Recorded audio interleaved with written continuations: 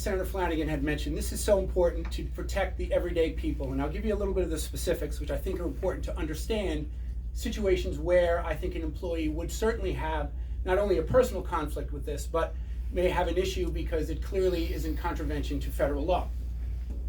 So initially, you have the presentation of some foreign documents that can just be used to simply be granted this driver's license.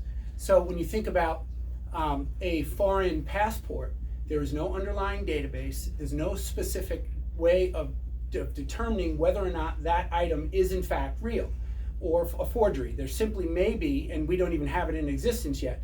But when this was debated on the floor, I specifically asked the sponsor, Marcos Crespo, about what we would do. And he said, well, and diverted the conversation into the fact that, well, unfortunately, there's really no way for us to verify a lot of information now as far as foreign birth certificates and so forth. But the bottom line is, you cannot verify whether or not, and I use this as an example, a Yemenese passport is in fact valid, and then the clerk would be mandated under this green light bill to provide a driver's license to that person. Most importantly, there is no distinguishing characteristic on that particular document. So the driver's license looks just like anyone else's ordinary driver's license, which can be used for many other very significant factors, and I'll get into that voting in just a little bit, because that I think is the biggest issue where you can use a driver's license. It's simply a driver's license ID to register to vote. But before I get to that, there's a mandated 3-day notice provision in this law as well. And this was another issue that we had brought up during the debates. And the concern is, why does someone deserve any type of notice in the event a subpoena is issued?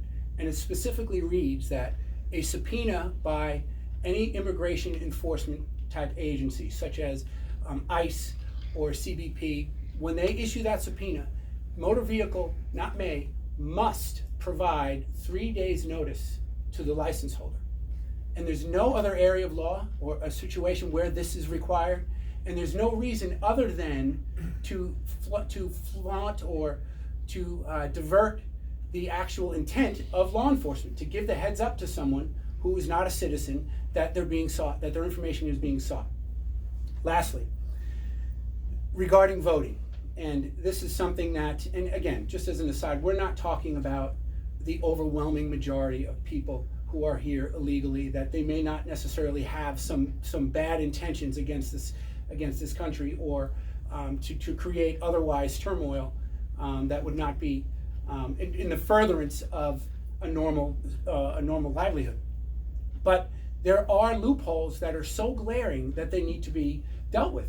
And on the voting issue, we now have specific language that, and I'm trying to think of what specifics of the language are ultimately that someone who seeks. I completely lost that. I apologize. Let me take my note. The issue was in Suffolk County. Let me just go back, bring us back to that.